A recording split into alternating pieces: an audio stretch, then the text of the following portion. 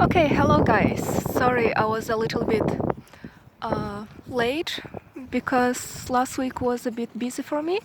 But here we are. I start the guided tour with the place where you would normally arrive to Otaniemi first, I guess.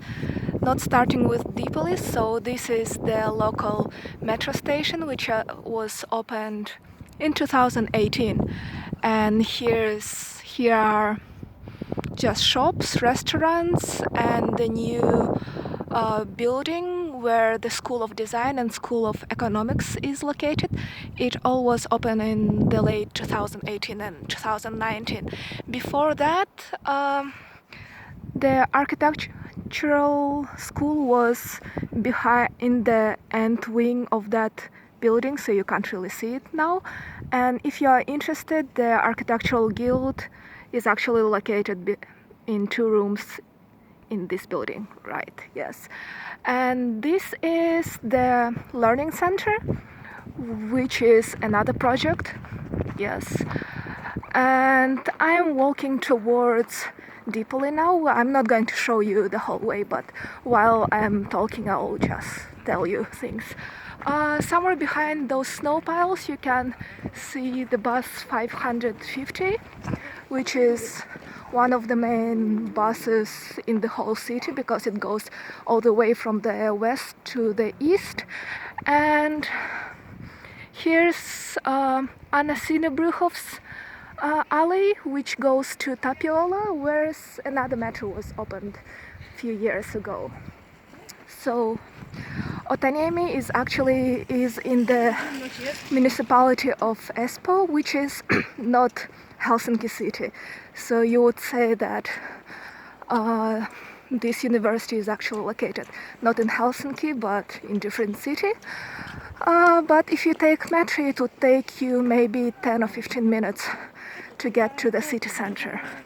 And now we are walking towards the main bus stop, where almost all the buses come to this place. And if you were studying here before 2018, the only connection to the city would be this place. And until this building, until the new buildings with metro opened, if you studied economics or something similar, you would have to go to the city center. There was Arabia campus and economics campus in Töölö, where you would have to take bus or even 2 buses or a tram or something like that, and it wasn't very comfortable. Okay, to be honest, you even can see the Dipoli building a little bit now, but I'm not sure if you can see it with the phone camera. Yes, and Otaniemi campus was built in the 50s. Most of the buildings were designed by Alvaro Aalto, and you could see the resemblance to some of MIT campus buildings as well, because he reutilized some of the ideas he had before in this place. So these are some engineering buildings, canteens, and there is a small park over there. And to be honest, Dipoli building is located on the hill, so every time you go there you have to go up and down, or you have to use a small tunnel to get in there. So it feels a little bit disconnected to the nowadays center of the campus. But in old days, obviously the center was right here with the all the shops were located in these rows. Now there's only the student housing office is located there, and this was the library. This was the this was the main building, but now it's called undergraduate center. There are lots of offices and language center, and some design studies are still located in there. The white part, the marble part, is actually where the original architectural school was located. So yes, and this place is misused at the moment. There were some galleries at some point, but it's being refurbished at the moment, and hopefully it will be open quite soon. I'm not sure what they will put in there. I think they were supposed to locate some shops in there at some point. Yes, it's quite cold today. So the Dipoli building, it was originally, as you read already, Students' Union. Now we don't have a Students' Union, and I think in the 80s they turned it into a conference center, and then in the 90s, when the conferences were not that abundant, it stopped being that, and now it's mostly some offices and a rather large canteen, which is my favorite. Not because of the food, but just because of the views.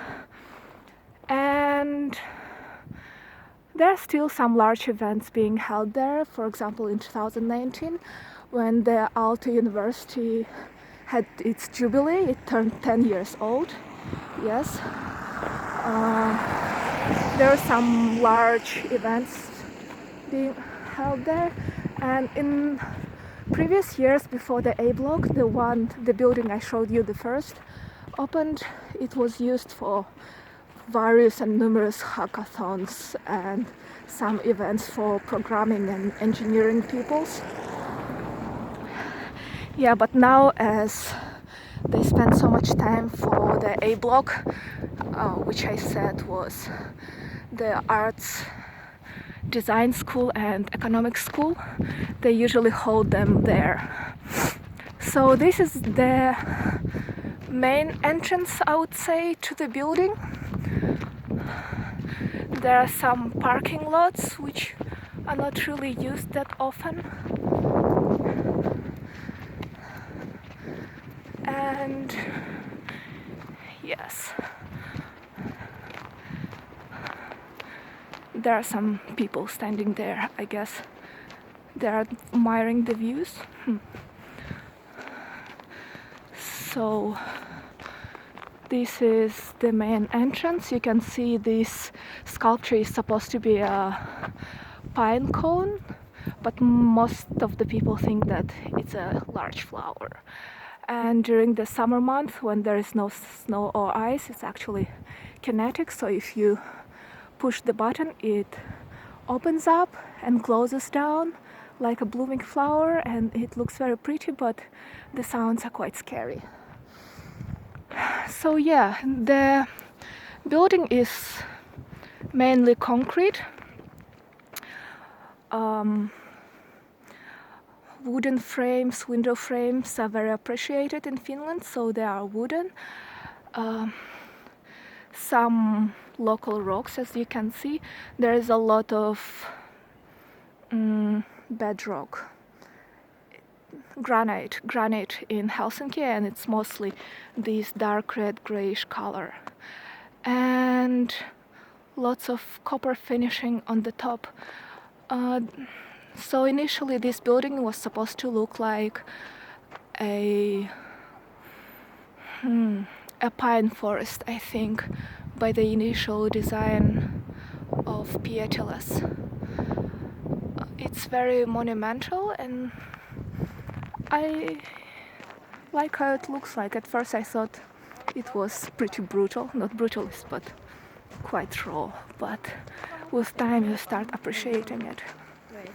So these windows are actually from the canteen, but it's not opened on weekdays, on weekends, this time of the year. You can go there during the weekdays though, yes.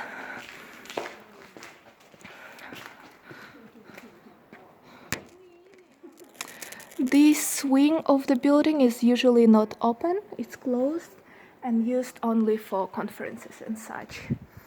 Let's go to another entrance.